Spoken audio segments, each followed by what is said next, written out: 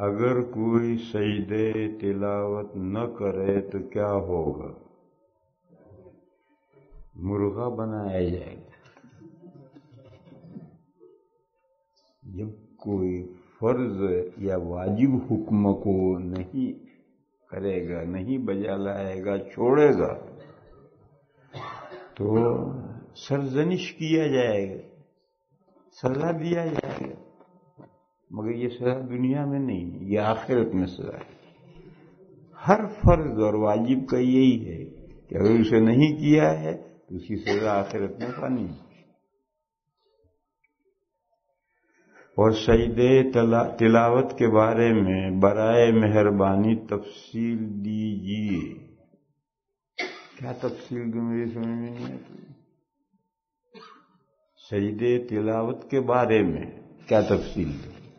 یہ سجدہ ہے۔ قرآن کریم میں 14 آیتیں ایسی ہیں کہ اگر وہ پڑھی جائیں یا ان کو سنا جائے تو اولا اور بہتر یہ ہے کہ فوراً سجدہ کریں۔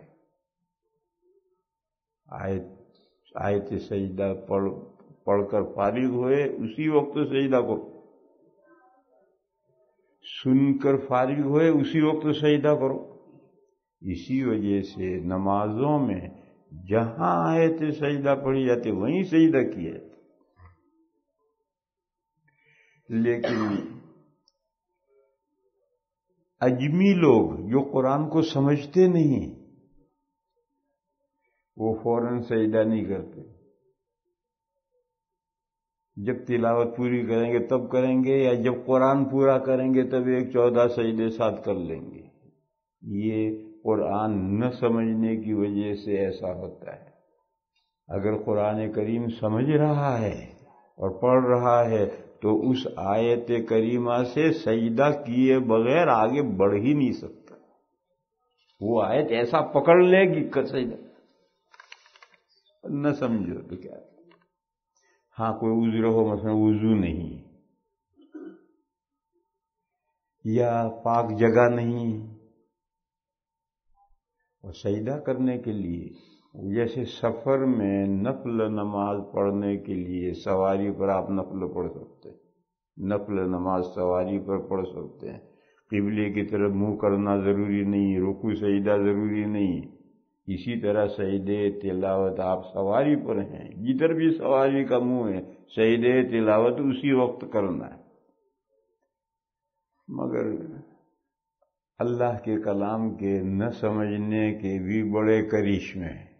یہ بھی ایک کرشمہ ہے کہ آیت سجدہ پڑھ کر بے دھڑک آگے گزر رہا ہے، جب تلاوت پوری کرے گا تب سجدہ کرے گا، یا قرآن پورا کرے گا تب کرے گا۔ یہ نہ سمجھنے کا نتیجہ۔ اگلا سوال ہے سجدے تلاوت کیوں کرنا پڑتا ہے؟ یہ سوال بھی قرآن نہ سمجھنے کا نتیجہ ہے۔ جو قرآن پاک سمجھتا ہی نہیں ہے اس کو میں کیسے بتلاؤں کہ سجدے تلاوت کیوں کرنا پڑتا ہے؟ ان آیتوں میں جو سجدے کی آیتوں میں ہیں، ان آیتوں میں یہ مضمون ہے، وہاں اللہ کا حکم ہے سجدہ کرنے۔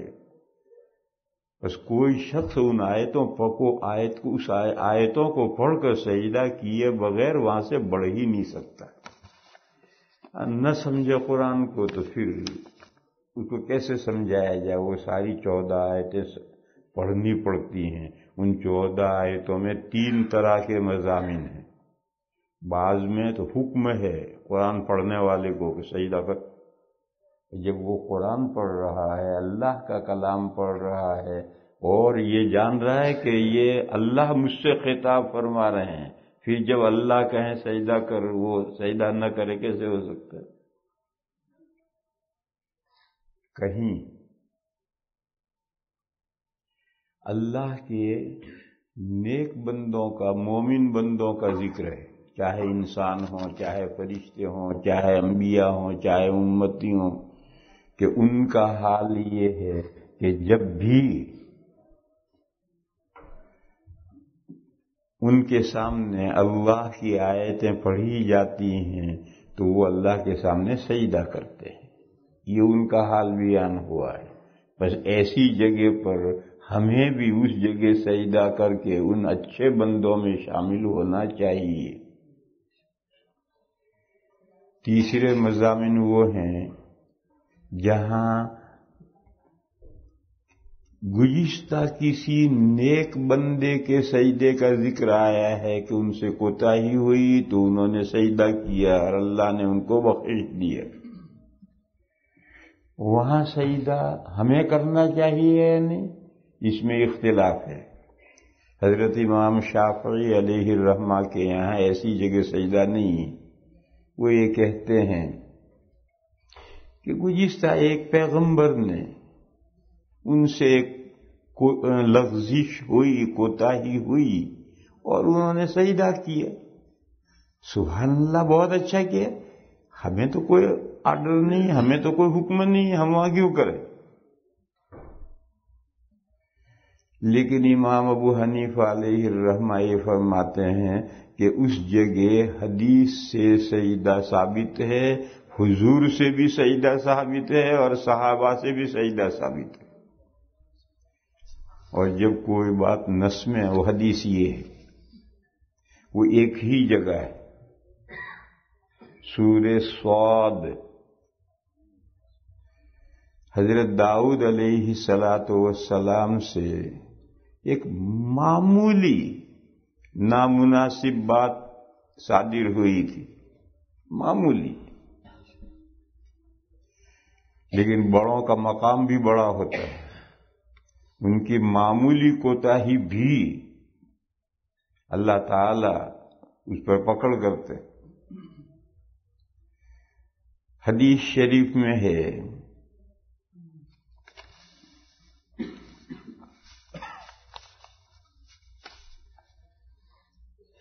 کہ حضرت داؤد علیہ السلام کے دربار میں، وہ بادشاہ تھے، ان کے دربار میں یہ تذکرہ، ان کی مجلس میں یہ تذکرہ چلا کہ کون کتنی اللہ کی عبادتیں کرتا ہے۔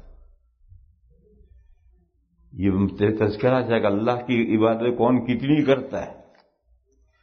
یہ ایک بات بھی وفی ذالک فلیتنافس المتنافسون میں آتی۔ مثلا آج کے رمضان شریف سیزن چل رہا ہے، جیسے دنیا میں کوئی پینٹ میلہ چلتا ہے تو صبح سے شام تک کاروبار کر کے رات کو جب کوئی دکاندار گھر آتے ہیں تو ایک دوسرے سے باتیں کرتے ہیں، تیری آج کتنی بکری ہوئی؟ وہ کہ میری اتنی ہوئی۔ اچھا میری تو اتنی ہوئی۔ وہ تیسرا کہ میری اتنی ہوئی۔ جیسے پینٹوں میں سیزن پر اس طرح کی دکانداری میں لوگ رات کو لوٹ کر باتیں کرتے ہیں، ایسے رمضان شریف سیزن ہے اگر تو لوگ بیٹھ کر کے آج تو نے کتنے پارے تلاوت کی؟ میں نے 15 پارے کیے، میں نے الحمدللہ 20 پارے کیے۔ یہ وہ تنافس ہے جس کا حکم ہے وفی ذالک فلیتنافس المتنافسون۔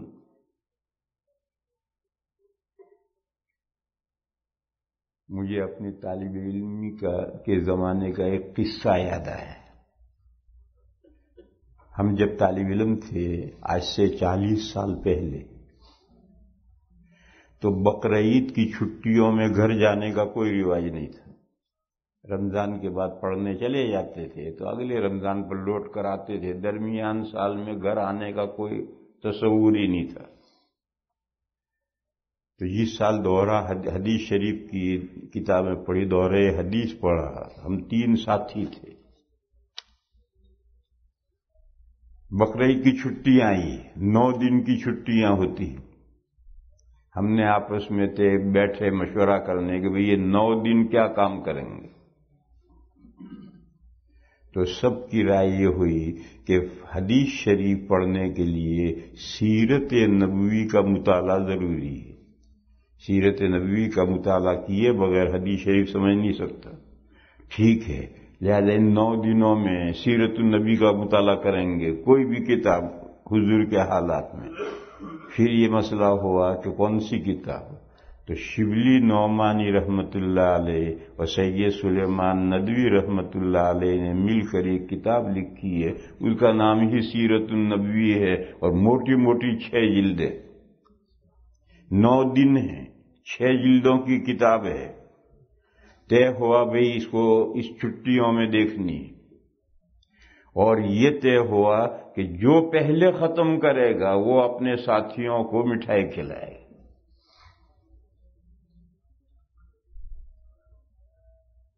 ایسی شرط میں بھی کوئی حد نہیں، وہ جو شرطیں ناجائز ہے وہ یہ نہیں، جو پہلے ختم کرے گا وہ کھلائے گا مٹھائی. کیوں؟ اس نے کارنامہ انجام دیا. اچھا، پھر ورق گردانی کر دی؟ نہیں. جب ایک آدمی کہے میں نے ختم کی تو دوسرے دو ساتھی اس کا امتحان لیں گے، مختلف جگہوں سے پوچھیں گے یہ مضمون کیا آیا ہے. ظاہر ہے کہ حفظ تو نہیں کیا جا سکتا، لیکن اجمالی طور پر جو مضمون پڑھا ہو تو اجمالی طور پر تو بتائے گا کہ یہ مضمون یہ آیا ہے. تو دوسرے دو امتحان لیں گے، ایک دم ورق پلٹ کر کے چلا گیا ایسا نہیں چلے گا. چنانچہ ہم لگ گئے، سب تینوں ساتھی لگ گئے. جب چھٹی آئی تو 9 دن میں سے 7 دن میں میں نے وہ 6 جلدیں ختم کر لی. میرے ساتھیوں نے کسی کی ابھی 1 جلد باقی تھی، کسی کی 1.5 جلد باقی تھی. میں نے کہا بھائی میں نے کتاب پوری کر لی. بس دونوں پہلوان آ کر بیٹھ گئے کتابیں لے کر امتحان لینے. کوئی یہاں سے سوال کر رہا، کوئی وہاں سے سوال کر رہا. الحمدللہ میں نے واقعی پڑھی تھی تو کامیاب ہوئے. جب کامیاب ہوئے انہوں نے کہا لاؤ مٹھائی چلو، تو 1 کلو جلیبی منگوا کر کھلائی گئی. اس زمانے میں جلیبی تک ہی ہماری پہنچ تھی. تو یہ تنافس ہے، اور یہ تنافس شریعت میں مطلوب ہے. ایک عبادتوں کا سلسلہ ہے دکھلاوا، میں نے اتنا دکھلاوا ریا سما جائز نہیں. اور یہ دینی کاموں میں آگے بڑھنے کے جذبے سے ریس، تنافس مانے ریس، یہ نہ صرف جائز ہے، قرآن میں اس کا حکم ہے وَفِي ذَلِكَ فَلْيَتَنَافَسِ الْمُتَنَافِسُونَ. جنت حاصل کر، جنت والے کاموں میں جسے ریس کرنی ہے آگے آؤ، جنت والے کاموں میں ریس کرو. تو حضرت داؤد علیہ السلام کی مجلس میں گفتگو آئی کہ کون کتنی عبادت کرتا ہے. تو ہر ایک نے جو جو عبادت کرتا تھا وہ بیان کی. حضرت نے اس مجلس میں بیان کیا کہ میں نے اپنے گھر کا نظام ایسا بنا رکھا ہے کہ 24 گھنٹے عبادت کے کمرے میں مصلی پر کوئی نہ کوئی کھڑا نماز پڑھ رہا ہے. دیکھو عبادت کے کمرے میں اسے بھی سمجھو. بہت چھوٹا گھر ہو وہ تو مجبوری ہے، لیکن اگر اچھا خاصا گھر ہے تو اس میں ایک کمرہ عبادت کے لیے مخصوص ہونا چاہیے. اس میں کوئی مصلی بچھانے کی ضرورت نہیں. جو کچھ اس میں قالین والین بچھا ہے وہ پاک ہے. جو بھی نماز پڑھنا، گھر کا کوئی بھی فرد نماز پڑھنا چاہے گا وہ کمرے میں آ کر کے نماز پڑھے گا، اور اس کمرے میں بچے نہیں آئیں گے. لہذا اس کمرے میں جو کچھ بچھا ہوا ہے یا نہیں بچھا ہوا ہے اس کے ناپاک ہونے کا سوال ہی نہیں. بچہ وہاں نہیں آئے گا، بچے سارے گھر میں گھومیں گے. یہ عبادت کا ایک کمرہ ہے. ایسا ہونا چاہیے. لوگ عام طور پر غفلت کرتے ہیں، لوگ عام طور پر غفلت کرتے ہیں اور ایسا کمرہ نہیں بناتے، حالانکہ اللہ کے فضل سے ان کے گھر اچھے خاصے بڑے ہوتے ہیں. اور ایسا ایک کمرہ عبادت کے لیے اگر کوئی مخصوص کر دیں تو اس کو کوئی گھر والوں کو رہنے میں کوئی پریشانی نہیں ہے، مگر ایسا لوگ نہیں کرتے ہیں. یہ غفلت. اور یہی جو عبادت کا کمرہ ہے اسی کو عربی میں محراب کہتے ہیں. وہ جو حضرت زکریا اور حضرت مریم کے واقعے میں،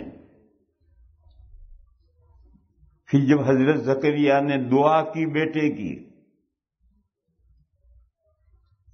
تو حضرت زکریا علیہ السلام اپنے عبادت کے کمرے میں عبادت میں مشغول تھے، اور فرشتہ وہی لے کر آیا کہ اللہ آپ کو بیٹے کی خوشخبری دیتے ہیں جس کا نام یحییٰ ہوگا. وہ قائم فی المحراب، وہ محراب میں کھڑے تھے. محراب کے معنی ہیں لڑنے کی جگہ، محراب کے معنی ہیں فائٹنگ، لڑنے کی جگہ. عبادت کے کمرے کو محراب کیوں کہتے ہیں؟ وہاں آدمی نفس سے لڑتا ہے، شیطان سے لڑتا ہے، یہ بھی تو عبادت کرتا ہے. بہرحال یہ جو ہماری مسجد کی محرابیں ہیں، یہ بہت اسلام میں لمبے زمانے تک یہ محرابیں نہیں تھی.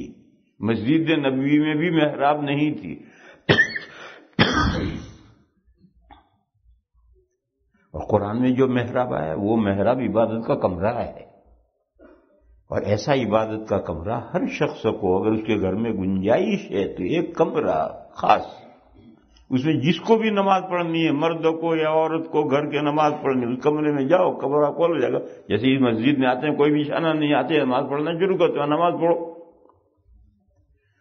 تو حضرت داؤد علیہ السلام نے فرمایا کہ میں نے اپنے گھر کا ایسا ارینجمنٹ کیا ہے کہ رات دن کے کسی لمحے میں 24 گھنٹے میرے گھر میں مصلی پر کوئی نہ کوئی کھڑا نماز پڑھ رہا ہے. فوراً وحی آئی کہ داؤد یہ ہماری توفیق سے، اگر ہماری توفیق ہٹ جائے تو تم اپنے گھر کا یہ نظام نہیں رکھ سکتے ہو. اس کے جواب میں حضرت کو کیا کہنا چاہیے؟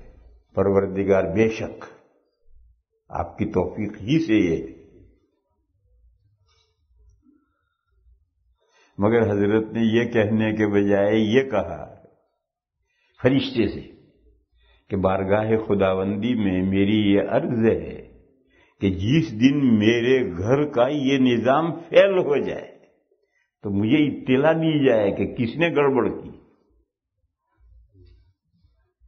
آخر خود حضرت پیغمبر ہے، خود حضرت اس نظام کو فیل کرے تو ممکن نہیں. باقی جو گھر کے افراد ہیں، بیوی ہیں، بچے ہیں، بیویاں بھی حضرت کی بہت تھی، بیویاں ہیں، بچے ہیں، وہ اپنی ڈیوٹی میں گڑبڑ کریں اور نماز پڑھنے کا وقت ہے اور بیٹھے بیٹھے یا سجدے میں یا ویسے لیٹ کر سو جائے تو گڑبڑ کر سکتے. تو حضرت داؤد علیہ السلام نے فرشتے سے عرض کیا کہ بارگاہ خداوندی میں یہ عرض ہے کہ جس دن میرے گھر کا یہ نظام فیل ہو جائے اس دن مجھے اطلاع کر دی جائے کہ کس نے گڑبڑ کی. ٹھیک ہے. اسی رات ایسے وقت میں یہ سب گھر والے سوئے پڑے تھے اور حضرت کی ڈیوٹی تھی نماز پڑھنے کی. حضرت داؤد علیہ السلام کی ڈیوٹی تھی نماز پڑھنے کی.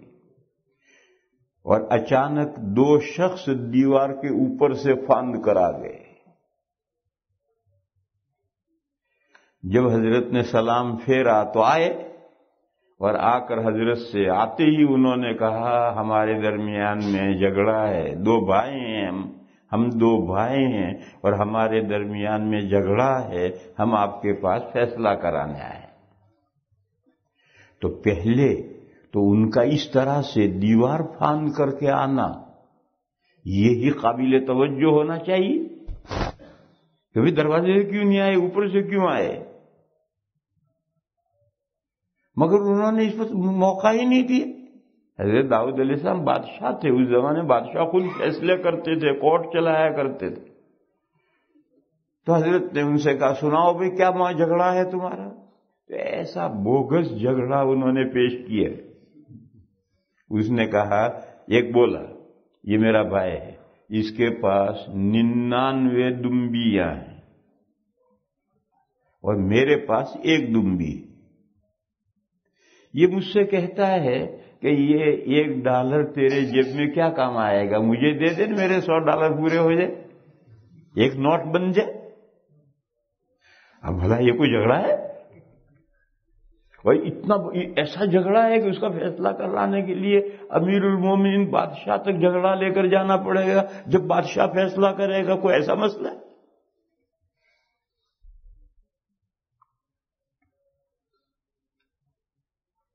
تو تو حضرت نے فیصلہ کیا سناتے؟ نصیحت کی، فیصلہ تو کچھ ہے ہی نہیں. حضرت نے نصیحت کی، لَقَدْ ظَلَمَكَ بِسُؤَالِ نَعْجَتِكَ إِلَىٰ نِعَاجِهِ. حضرت نے فرمایا یہ تیرا بھائی جو تیری دمبی مانگتا ہے یہ تجھ پر تیرے ساتھ ناانصافی کرتا ہے.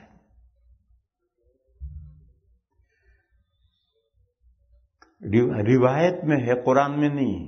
روایت میں ہے کہ پھر وہ دو شخص سے یہ کہہ کر غائب، قبر رجل علی نفسی، آدمی نے اپنی ذات کے خلاف فیصلہ کیا. وہ دونوں غائب ہو گئے. اب حضرت بھچکتے سے کھڑے رہ گئے کہ کیا کہہ کر گئے. وہ دو فرشتے آئے تھے، اللہ کے بھیجے ہوئے تھے. تو حضرت سوچنے لگے کہ کیا کہہ کر گئے. او ہو، حضرت کو یاد آیا کہ آدھا گھنٹہ میرا برباد کر دیا اور آج گھر میں مصلی پر میں ہی کھڑا ہوں، دوسرے سب تو سو رہے ہیں.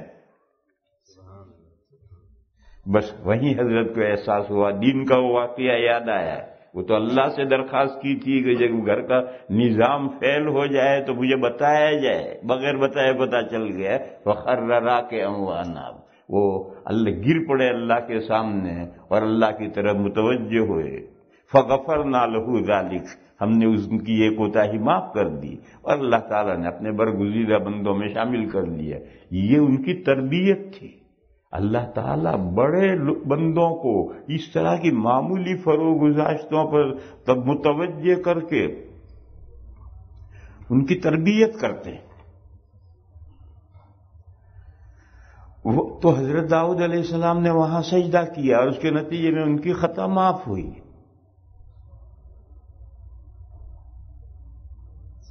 بس ہم جب وہاں سے گزریں، ان آیتوں پر سے گزریں، تو ہمیں سجدہ کرنا ہے یا نہیں؟ حنفیہ کہتے ہیں وہاں سجدہ کرنا ہے. حضرت امام شافعی علیہ الرحمہ فرماتے ہیں وہاں سجدہ نہیں کرنا. داؤد علیہ السلام سے لغزش ہوئی تھی، بھول ہوئی تھی، حضرت نے سجدہ کیا. ہم سے کون سی لغزش ہوئی، بھول ہوئی جو ہم سجدہ کریں؟ اور اللہ نے ہمیں سجدہ کرنے کا کوئی حکم آرڈر نہیں دیا، لہذا وہاں سجدہ نہیں. حنفیہ کہتے ہیں نبی پاک صلی اللہ تعالی علیہ وسلم سے اور صحابہ سے وہاں سجدہ کرنا ثابت ہے. حدیث یہ ہے، ایک صحابی، یہ حدیث ترمذی شریف میں، ایک صحابی خواب دیکھ رہے ہیں کہ وہ خواب میں تہجد پڑھ رہے ہیں اور تہجد پڑھ رہے ہیں کہیں جنگل میں. سامنے درخت ہے اور اس درخت کو ان صحابی نے سترا آڑ بنا رکھی ہے اور آڑ بنا کر کے نماز پڑھتے ہیں. دیکھو کہیں بھی کھلی جگہ میں آدمی نماز پڑھے تو پہلے آڑ بناؤ، آڑ بنا کر ہی پڑھنی چاہیے، چاہے وہاں کوئی نہ ہو. آڑ بناؤ کسی چیز کی، پھر نماز پڑھو. ہو سکتا ہے کہ نماز کے دوران کوئی بھی وہاں سے گزر جائے. تو وہ صحابی درخت کی آڑ بنا کر، سترا بنا کر نماز پڑھ رہے ہیں. سورہ صاد پڑھتے پڑھتے جب اس آیت پر، اس موقع پر پہنچے تو ان صحابی نے سجدہ کیا. تو ان کے سجدہ کرنے پر درخت نے بھی سجدہ کیا. یہ خواب ہے، درخت نے بھی سجدہ کیا. اور ان صحابی نے تو وہی تسبیح پڑھی ہوگی، سبحان ربی الاعلی. اس درخت نے سجدے میں ایک لمبی تسبیح پڑھی، اس نے آنکھ کھل گئی. صبح وہ ان صحابی نے یہ خواب حضور کو سنایا.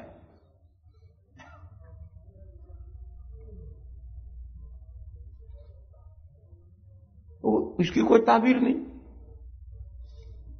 اس کی کوئی تعبیر نہیں. ایک آدمی خواب دیکھتا ہے کہ وہ رات میں گھر سے اٹھا، گیراج میں گیا، گاڑی لی، مسجد دارالسلام میں پہنچا، تہجد پڑھی یا ظہر کی نماز پڑھی یا عصر کی نماز پڑھی اور آنکھ کھل گئی. کہ کیا تعبیر ہے؟ کیا تعبیر تھی؟ یہی تعبیر ہے. ایک شخص خواب دیکھا کہ وہ اٹھا اور وضو کیا اور قرآن شریف لے کر پڑھنے بیٹھا اور پارا تلاوت کی اور اس کے بعد تکے پہ سر رکھ کے سو گیا کہ کیا ہے اس کی خواب، اس کی تعبیر؟ یہی تعبیر ہے، پڑھو قرآن۔ تو ان صحابی نے یہ خواب حضور کو سنایا تو حضور نے اس کی کوئی تعبیر نہیں دی، بس اچھا ہے، مبشرات کہتے ہیں اس کو، خوشخبری سنانے والا خواب، یعنی یہ خواب دیکھنے والے کے لیے اچھا خواب، اس کے دینی جذبے پر دلالت کرتا ہے، نماز کی فکر پر دلالت کرتا ہے کہ وہ نیند میں بھی مسجد میں پہنچ کر ذوق پڑھ کر آیا ہے، نیند میں بھی تلاوت کر رہا ہے۔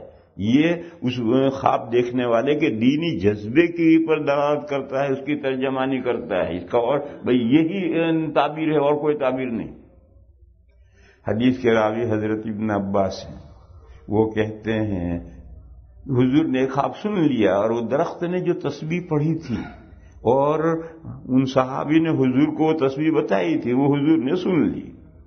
حضرت ابن عباس کہتے ہیں پھر کسی موقع پر حضور نے یہ آیتیں پڑھی تو حضور نے سجدہ کیا اور وہ درخت نے جو تسبیح پڑھی تھی وہ تسبیح حضور نے سجدے میں پڑھی۔ یہ ترمذی شریف میں روایت ہے۔ معلوم ہے صحابہ سے بھی سجدہ کرنا ثابت ہے، حضور سے بھی ثابت ہے۔ اور سنو، خواب میں وہی تصورات ہوتے ہیں جو بیداری میں ہوتے ہیں۔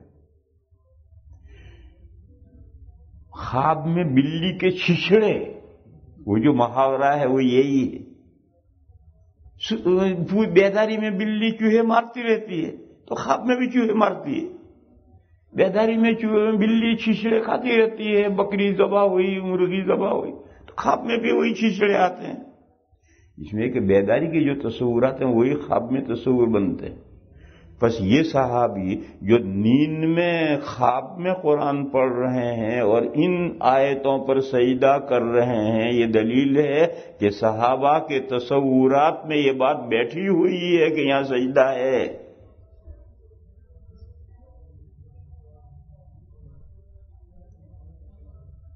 خیر، دوسرا مسئلہ حضور سے یہ بھی پوچھا گیا کہ یہاں سجدہ کیوں ہے؟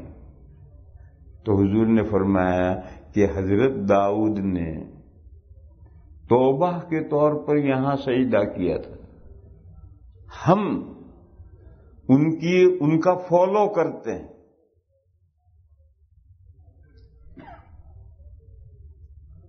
نبیوں کا فالو کرنا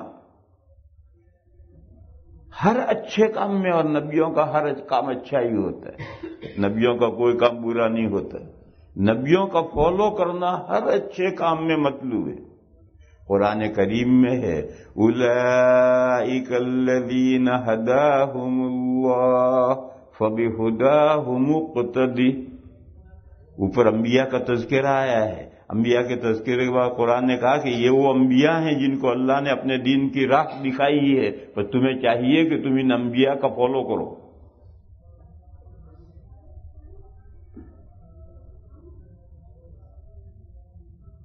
جیسے حضرت موسیٰ علیہ السلام اور ان کی قوم کو دریا سے اللہ نے پار کیا تو حضرت موسیٰ علیہ السلام نے شکریہ کا روزہ رکھا اور بنی اسرائیل بھی وہ روزہ رکھتے رہے۔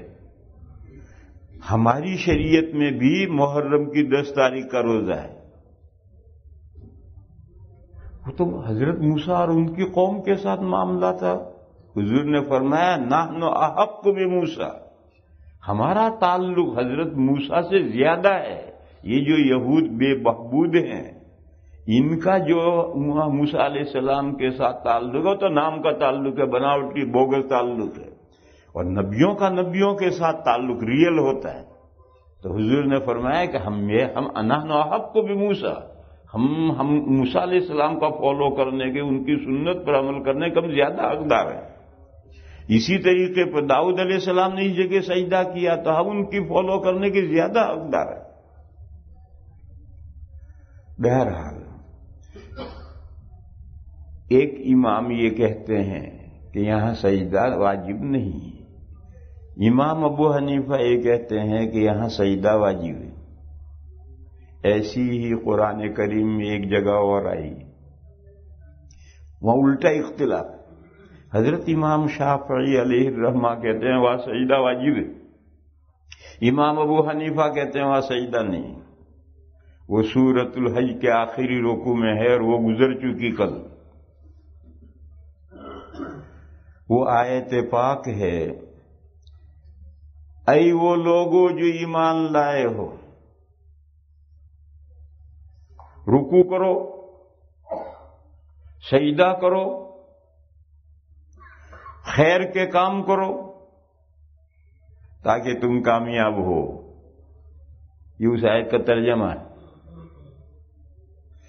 حضرت امام شافعی علیہ الرحمہ فرماتے ہیں کہ یہاں اللہ نے حکم دیا سجدہ کرو، لہذا اس آیت کے پڑھ کر سجدہ ضروری ہے۔ دوسرے ائمہ اور امام ابو حنیفہ علیہ الرحمہ فرماتے ہیں کہ سجدے کا حکم تو قرآن میں جگہ جگہ آیا ہے، 10 جگہ آیا ہے، مگر جو سجدہ رکوع کے ساتھ ہوتا ہے وہ سجدہ نماز والا سجدہ ہوتا ہے، تلاوت کا سجدہ نہیں ہوتا، جیسے قرآن میں ہے وَإِذْ قَالَتِ الْمَلَائِكَةُ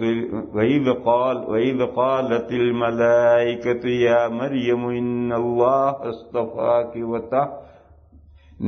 یا مریم اقنتی لربک، یا مریم اقنتی لربک واسجدی وارکعی مع الراکعین۔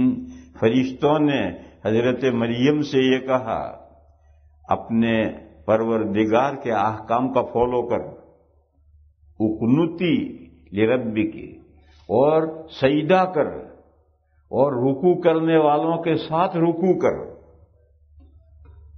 یعنی جماعت سے نماز پڑھ۔ کیوں؟ حضرت لمبا قصہ ہے۔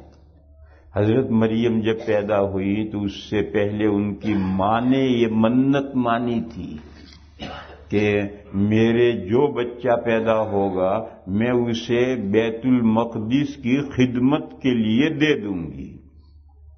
اس زمانے میں ایسی منت ماننے کا رواج تھا اور ایسی منت مانتے تھے بیٹوں کے بارے میں۔ جو بیٹا پیدا ہوتا ہے اور منت مان رکھی ہے تو یہ بیٹا جس مسجد کی خدمت کے لیے منت مانی ہے اس مسجد کو بچہ سونپ دیا جاتا، وہی پالتے پوستے بڑا کرتے اور بڑا کر کے وہ زندگی بھر اسی مسجد کی خدمت کرتا۔ یہ اس زمانے میں طریقہ تھا۔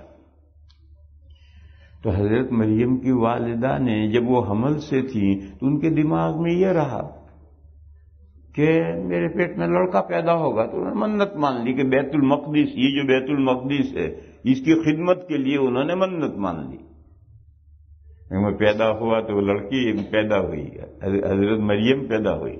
اب بڑا مسئلہ کھڑا ہو، کیونکہ لڑکیاں کسی عبادت گاہ کی پرورش کے خدمت کے لیے پیش کرنے کا معمول نہیں تھا۔ اب یہ منت ہوئی یا نہیں ہوئی؟ تو خود حضرت زکریا پیغمبر ہے اور یہ سالی کی لڑکی ہے، حضرت زکریا کی بیوی اور حضرت مریم کی والدہ دونوں بہنیں ہیں، سالی کی لڑکی ہے، گویا گھر کا پرابلم ہے۔ حضرت زکریا علیہ السلام کو وحی کے ذریعے سے اللہ نے بتلایا کہ یہ لڑکی جس کی منت مانی گئی ہے اسے قبول کر لیا، اللہ نے قبول کر لیا۔ چنانچہ وہ لڑکی قبول کر لی۔ اب اس لڑکی ابھی جو پیدا ہوئی اس کی پرورش کون کرے؟ تو قاعدے سے پرورش خالو کرے گا۔ ان کے گھر میں ماسی ہے، ماں سی یعنی ماں جیسی، تو جب ماں نے دے دیا تو جو ماں جیسی ہے ماسی ہے وہ پرورش کرے گی۔ مگر جب اللہ کی طرف سے آج تک کے اصول کے خلاف لڑکی کو قبول کیا اللہ نے، تو معلوم ہوا اس لڑکی کا کوئی بڑی باکمال لڑکی ہوگی۔ تو ہر شخص جو بیت المقدس کا ذمہ دار تھا، وہ بڑا عہدے دار تھا، ہر ایک چاہتا تھا میں پرورش کروں لڑکی۔ اللہ کی طرف سے ٹیسٹ بتایا گیا. ریور پر جاؤ، اپنی وہ قلمیں جو تم لکھتے ہو، اس زمانے میں فاؤنٹین پین تو تھے ہی نہیں، ہولڈر تھے، لے کر اپنے ہولڈر لے کر جاؤ اور بہتی ندی میں ڈالو. ظاہر ہے کہ وہ ہولڈر بہاؤ کے ساتھ جائیں گے. اگر کوئی ہولڈر چڑھاؤ پر جائے وہ کامیاب، وہ لڑکی کو پالے، وہ غریب. بہاؤ کے ساتھ تو قلم جاتے ہی ہیں، چڑھاؤ پر کیسے جائے گا؟ جائے گا. معجزہ اسی کا تو نام ہے، اور بغیر معجزے کی بھی جاتے ہیں. ایک شخص کی وائف تھی، اسے جو کام کرو کہو الٹا کرتی تھی. اس سے کہو کہ آج مہمان ہے، ذرا کھانا اچھا بنانا، تو دال روٹی بنا دے. اور اگر اس سے کہیں کہ آج کوئی بات نہیں ہے، گھر کے لوگ ہیں، تو قورمہ پکا لے. اسے کہ لیٹ جا تو بھاگ جائے، اسے کہ جا یہاں سے تو بیٹھ جائے. ہر کام الٹا ہی کرتی تھی. خیر ایک مرتبہ میاں بیوی میکے چلے. بارش کا زمانہ تھا، زور کی بارش ہوئی اور ندی میں پانی بڑا زور کا آیا. اب اس پانی میں اترنا ہے، تو اس نے بیوی سے ہاتھ پکڑا اور یہ وہ سمجھتا تھا کہ جو کہوں گا اس کو الٹا کرے گی. تو اس کا ہاتھ پکڑا اور دونوں پانی میں اترے اور بار بار کہتا تھا میرا ہاتھ چھوڑ دے، تو وہ اور مضبوط پکڑتی تھی. پھر وہ کہ میرا ہاتھ چھوڑ دے، تو اور مضبوط پکڑتی تھی. لیکن جب منجھدار میں گئے اور پانی یہاں تک آیا تو بے خبری میں نکل دیا، ارے ہاتھ چھوڑیے مت. اس نے چھوڑ دیا. بے خبری میں نکل گیا کہ ہاتھ چھوڑیے مت، اس نے چھوڑ دیا. گئی. اب یہ عذر نکلا. اب وہ بیوی کے تلاش کرنے کے لیے پانی کے چڑھاؤ پر جا رہا ہے. بہت دور تک گیا، کوئی راستے میں ملا، بھائی کہاں جا رہا ہے؟ اس نے کہا میری بیوی پانی میں بہہ گئی ہے، اس کو تلاش کر رہا ہوں. تو اس نے کہا پاگل، تیری بیوی پانی میں بہہ گئی تو بہاؤ پر ملے گی چڑھاؤ پر ملے گی؟ کہنے الٹی تھی، الٹی گئی ہوگی.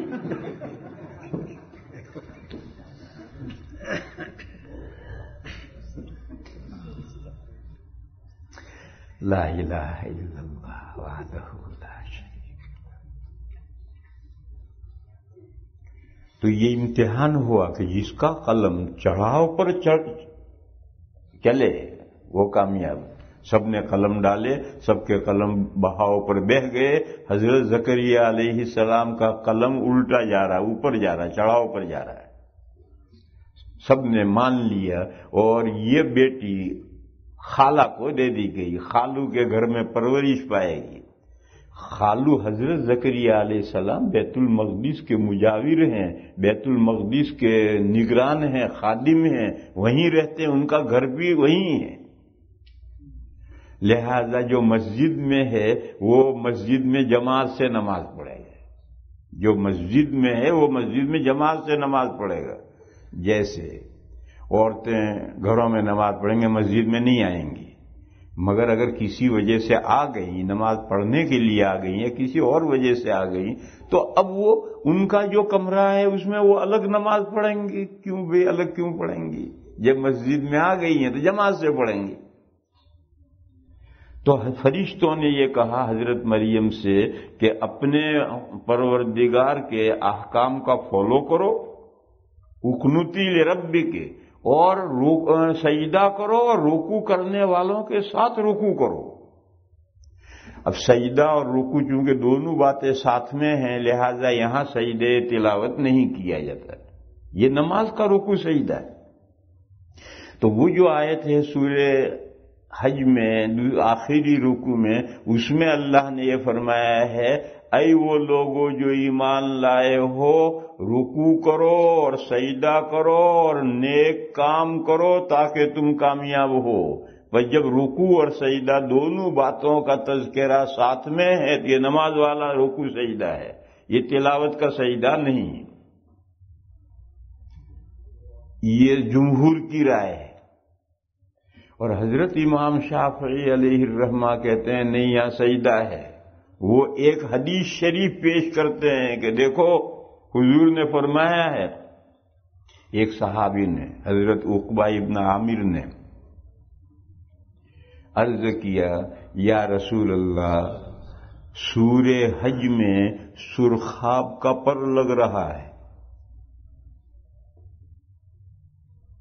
اس میں 2 سجدے ہیں. پورے قرآن میں کسی صورت میں 2 سجدے نہیں ہیں، سورہ حج میں 2 سجدے ہیں، یہ اس میں سرخاب کا پر لگ رہا ہے. حضور نے فرمایا صحیح کہتے ہو، اور جو شخص وہ 2 سجدے نہ کرے وہ اس سورت کو نہ پڑھے. یہ حدیث ہے اور ترمذی شریف میں.